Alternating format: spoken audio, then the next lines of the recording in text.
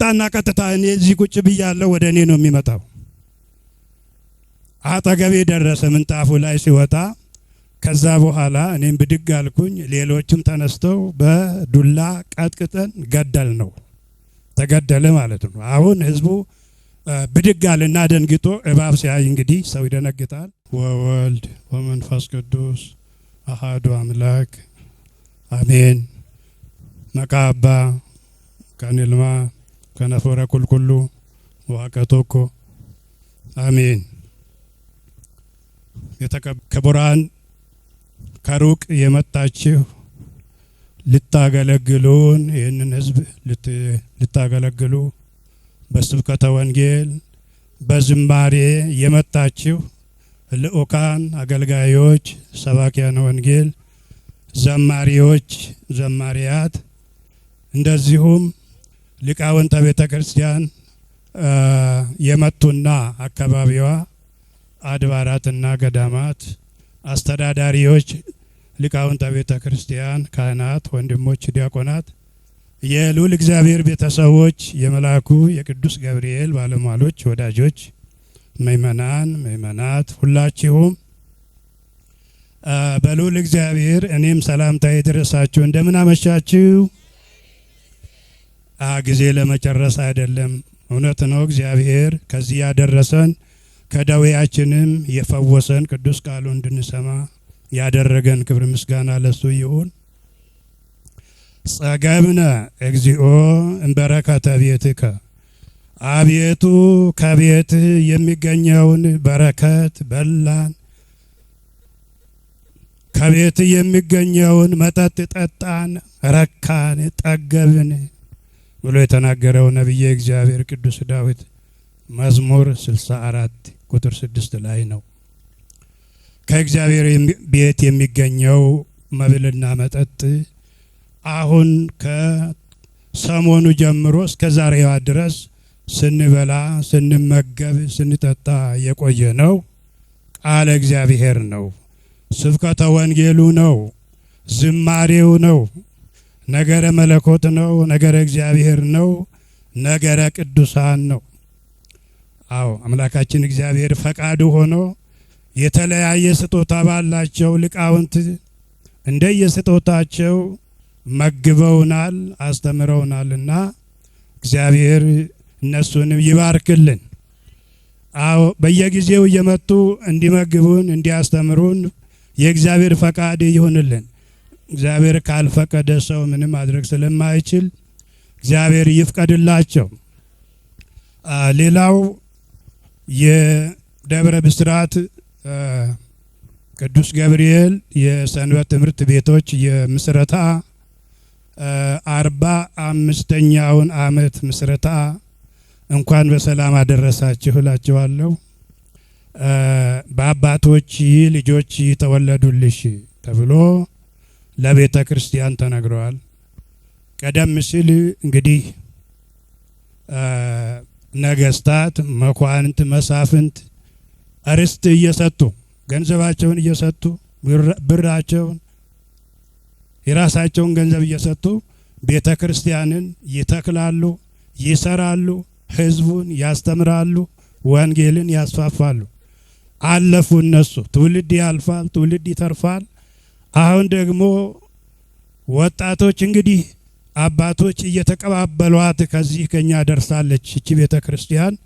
አሁንም ደግሞ ልጆቻችን ተቀብለው ተራቸውን እቺን ቤተ ክርስቲያን እየጠበቋት ነው። በዘመናቸው ያለውን ህዝብ እያስተማሩ ነው። ሰው እንዳይራብ እንዳይጠማ፣ የሰው ልጅ በእንጀራ ብቻ በምድራዊ ምግብ ብቻ ስለማይኖር በቃለ እግዚአብሔርም ጭምር ነው እንጂ እንደተባለ ሰው የተሰራው ከሁለት አይነት በመሆኑ ስጋዊና መንፈሳዊ ስለሆነ ምድራዊና ሰማያዊ፣ ቁሳዊ የሚዳሰስና የማይዳሰስ ነፍሳዊ ስለሆነ ባላንስድ የሆነ ወይም ሚዛኑን የጠበቀ ምግብ ለስጋውም ለነፍሱም እየተመገበ መኖር ግዴታው ስለሆነ ይህንን የማገኝ ካለ ተጣሞ ያድጋል ማለት ነው። አንድ እንጨት ታውቃላችሁ። አትክልትን የምታለሙ ምእመናን፣ አንድ አትክልት ገና ከመጀመሪያው ጀምሮ ውሃ እያጠጡት ድጋፍ አድርገውለት ቀጥ ብሎ እንዲወጣ ወደ ፈለጉት መውሰድ ይቻላል። ወደ ላይም መውሰድ ይቻላል። ወደ ጎንም እንዲሄድ ማድረግ ይቻላል። ድጋፍ ተደርጎለት ውሃ ማጠጣት ብቻ ነው። ምግብ ካገኘ ይሄዳል ማለት ነው። እና ስለዚህ እኛም ሰዎች፣ የሰው ልጆች መንፈሳዊ ምግብ ካገኘን በነፍስም በስጋም እናድጋለን። ጌታችን ኢየሱስ ክርስቶስም በዚሁ መልክ ነው ሰው ሆኖ ያስተማረን። ሕፃኑ በእግዚአብሔርም ዘንድ በሰውም ዘንድ ያድግ ነበረ ይላል ቅዱስ ሉቃስ ምዕራፍ 2 ቁጥር 50 ላይ። በሁለት መንገድ ማደግ አለብን እና ይህንን ነው። ስለዚህ ይሄ ጉዳይ ቀጣይነት ያለው ሆኖ ስብከተ ወንጌሉ እንዲጠናከር ልጆቻችን የበኩላቸውን ድርሻ ተወጥተዋል። ለዚህች ቤተ ክርስቲያን ያስነሳቸው የተወለዱ ስለሆነ በአባቶች ፈንታ ባለፉቱ አባቶች ፈንታ ልጆች ተተክተውላት ስብከተ ወንጌል እያስፋፉላት ነው። ህዝቡን እያስተማሩላት ነው እና ስለዚህ የተመሰገኑ ናቸው። እግዚአብሔር ይባርክልን፣ ያሳድግልን። አዎ እና ወጣቶች በጣም የሚመሰገኑ ናቸው። እግዚአብሔር ይባርክልን። ሌላው በዚህ ላይ የተባበሩት ናቸው። ቀደም ብዬ እንደተናገርኩት ነገስታት ሀብታቸውን እየሰጡ ቤተ ክርስቲያንን ይሰሩ ነበር፣ ወንጌልን ያስፋፉ ነበር ብዬ ተናግሬያለሁ። ዛሬም ገንዘባቸውን የሰጡ ሰዎች ወንጌል እንዲሰበክ፣ ስብከተ ወንጌል እንዲስፋፋ፣ ህዝቡ ወንጌል እንዲማር፣ መንፈሳዊ ህይወቱን እንዲያሳድግ፣ ሃይማኖቱን እንዲጠብቅ፣ ተስፋ እንዳይቆርጥ፣ ይቺ ዓለም መከራ የበዛባት ሐዘን የበዛባት ከደስታው ይልቅ ሐዘን የበዛባት ስለሆነች በቃለ እግዚአብሔር እንድጽናና በገንዘባቸው የሰሩ ሰዎች አሉ። ቅድም ስማቸው ሲጠራ ሰምተናል።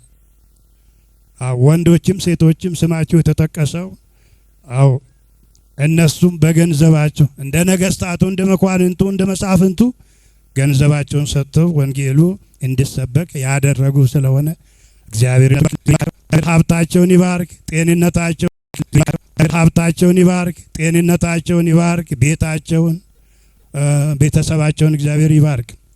እናንተም የለም ይሄ ተቋጥሮ የመጣው ከሩቅ ቦታ ደክመውበት አንብበው ስንቅ ቋጥረው የመጡ ለኛ ተቋጥሮ የመጣው ስንቅ እንዳያመልጠን ብላችሁ ብርዱን ሳትፈሩ አቤት ስራ አለብን ሳትሉ መተኛት አለብን ነገ ጠዋት በሌሊት ነው የምነሳው ብላችሁ ሳትጨነቁ ጊዜያችሁን መስዋዕት አድርጋችሁ እስካሁን ድረስ የቆያችሁ ስለሆነ ታግሳችሁ በትዕግስትክሙ ታጠርዩ አለ ነፍስክሙ፣ በመታገሳችሁ መንግስተ ሰማያትን የእግዚአብሔር መንግስት ገንዘብ ታደርጓታላችሁ አለ። እግዚአብሔርን መንግስት በትዕግስታችሁ ገንዘብ ታደርጓታላችሁ ተብሏልና እናንተም የተባረካችሁ ቡሩካኑ አንቱም ለእግዚአብሔር ለወለ እግዚአብሔር ይባርካችሁ። ተደስቼባችኋለሁ። በጣም ደስታዬ ከዚህ በላይ የለም። በጣም እኮራባችኋለሁ። እንዲህ ታሪክ ግን ልንገራችሁ። የእሷን መዝሙር እወዳለሁ። በተለይ ከአንድ ክስተት ጋር የተያያዘ እንደዚሁ አሁን ተሰልፋችሁ ወንጌል እንደምትማሩ በምዕራብ ሐረርጌ አሰበ ተፈሪ ከተማ ውስጥ ነው። ቀን ለቤተ ክርስቲያን ጉዳይ ፍርድ ቤት ነው የዋልኩኝ። ክርክር ነበረ፣ ጦርነት ነበረና እዛ ፍርድ ቤት ዋልኩኝና ስናድር ስበሳጭ ዋልኩኝና ማታ ሰርክ ጉባኤ ነው። ምእመናኑ ቤተ ክርስቲያን ውስጥ ሞልቶ እየተማሩ ናቸው። መድረክ ላይ ወጣሁኝና እንደዚሁ ቁጭ አልኩኝ። ሰባኪው ይሰብካል፣ ወንጌል ይሰብካልና እየሰበከ ሳለ እዚህ ሜዳ ነው። የሚገርም ነገር እባብ እየተውለበለበ መጣ። ጥቁር እባብ። የሚገርማችሁ ነገር መጣና ቀጥታ እኔ እዚህ ቁጭ ብያለሁ፣ ወደ እኔ ነው የሚመጣው። አጠገቤ ደረሰ ምንጣፉ ላይ ሲወጣ። ከዛ በኋላ እኔም ብድግ አልኩኝ። ሌሎችም ተነስተው በዱላ ቀጥቅጠን ገደል ነው፣ ተገደለ ማለት ነው። አሁን ህዝቡ ብድግ አለና ደንግጦ እባብ ሲያይ እንግዲህ ሰው ይደነግጣል። አሁን አይዟችሁ ተገድለዋል ብለን ቁጭ በሉ አልናቸው። አላዩትም። ህዝቡ እባብ መሆኑን አልገባቸውም ነበረ። ከዛ በኋላ ወንጌል እንዳይቋረጥ እኔ ተረጋጉና ተማሩ አልኩኝ። ወንጌሉ ሲያልቅ ከዛ በኋላ ተናገርኩኝ።